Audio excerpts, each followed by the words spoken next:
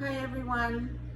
I wanted to tell my story about nursing, my most favorite profession, voted in the National Gallup poll for the last 19 years as the most trusted profession. Um, and that's for a reason. You know, nurses, they go into the profession because they want to care for people. They want to make people reach their highest, level of functioning, and they, they're caregivers, and everybody kind of knows that. That's why, every year we get that achievement of being the most trusted profession. But I'm here today to talk about what some people might not realize about nursing, and that is that we are also very diverse. You know, not only are we at the bedside, as you all know, caring for your loved ones, but we are also leading at the highest executive level in all healthcare organizations across this country and across the world. And we've really been instrumental in the rapid changes that we've had to make as a result of the coronavirus pandemic that we've been facing across the world since March. And so that's the story I'm really going to focus on today. But I'm going to also focus on the fact that nurses are the ones who are leading us through this pandemic. And nurses are innovators, they're entrepreneurs, they're leaders, they're business executives, they're researchers with a whole independent body of research that helps us shape the way we give care to patients.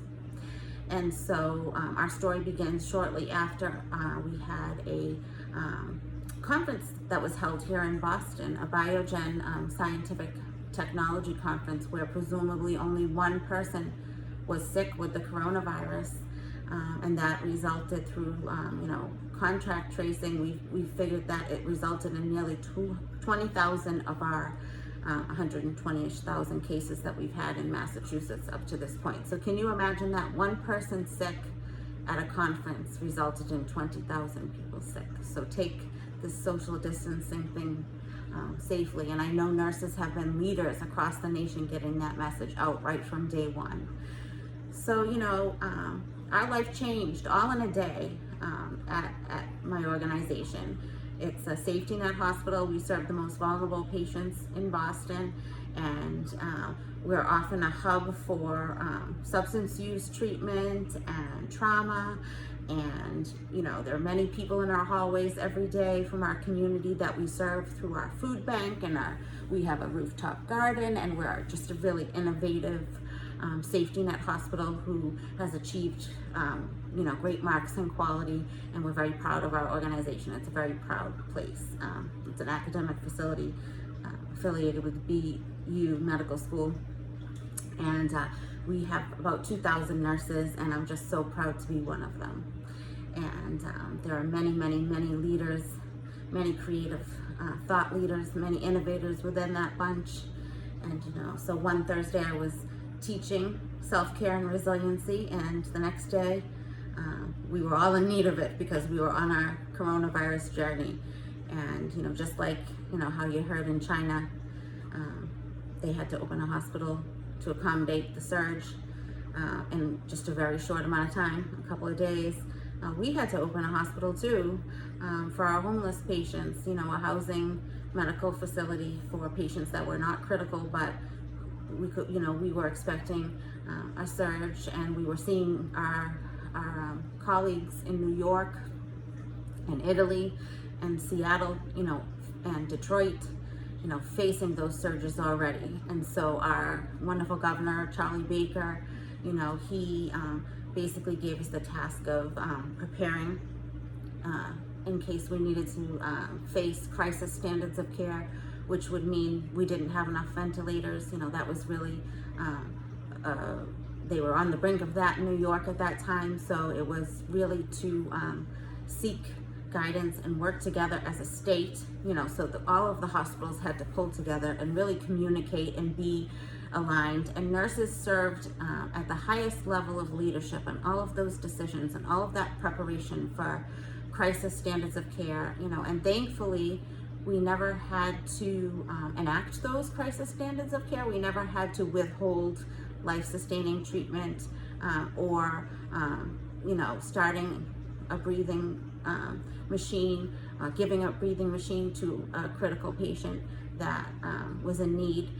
We never reached that level in Massachusetts, but we were prepared, and we came together as leaders to create a crisis standards of care document, and we're really very focused on health equity in that document, and just making sure that we were providing equitable care to all of the diverse patients that we serve, and especially at my hospital, which we're very proud of our diversity, and we embrace our patient population. We're just, such a tight-knit place, such a great place to work.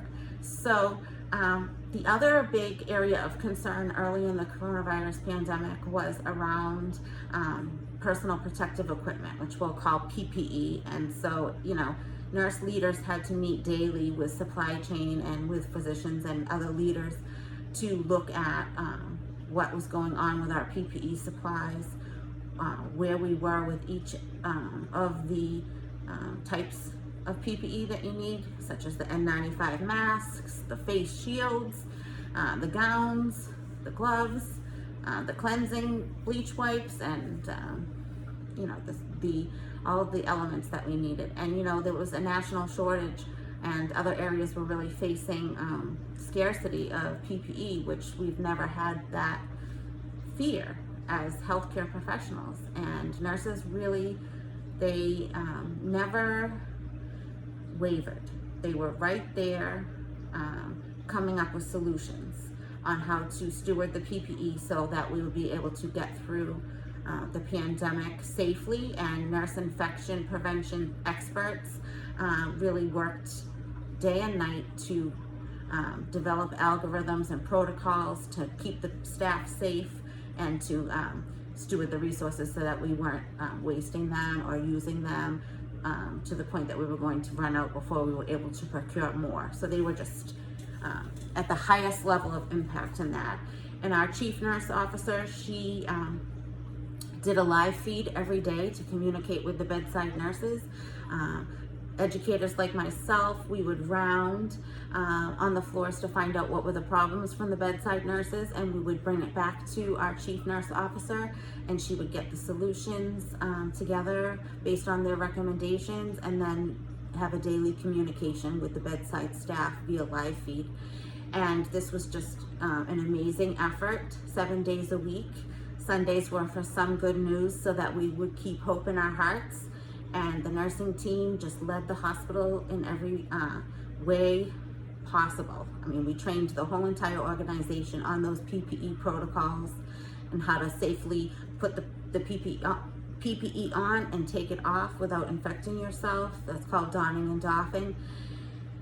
And then in the care that we provided to the patients, the nurses came up with such great innovations on how to keep the patients from being alone, because that was the worst part of it, really. The worst part was that patients couldn't have visitors. It was like you could hear a pin drop in the hospital. It was the most eerie, creepy, awful feeling, because we're so used to having the families there, having the patients feel secure that their loved ones are connected and with them during their illness, and this just couldn't be possible during this pandemic. And so we had to come up with ways to bridge that gap. Technology, pictures, baby monitors to increase communication between the staff and the patients. And then also, it wasn't just PPE that was a shortage. It was, ventilators. So we had to work tirelessly with our partners at other hospitals in Boston to make sure that we balanced out the patient load of coronavirus patients. I mean, during our surge, we filled to capacity basically, and we had to open up 4 pop-up units. We had to stop accepting pediatric patients because we needed to fill those beds with adult coronavirus patients in need of care.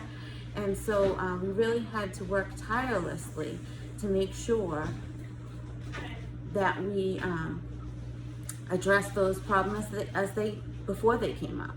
You know, we opened 4 units that aren't in our regular footprint because our whole regular inpatient footprint, unit by unit, was converted to a coronavirus unit. And at the end, every single inpatient unit was a coronavirus unit. And we had to open up 4 units that weren't on our regular footprint, plus that whole other hospital that I talked about, to not reach that crisis standards of care, where we couldn't provide the care to all of our patients.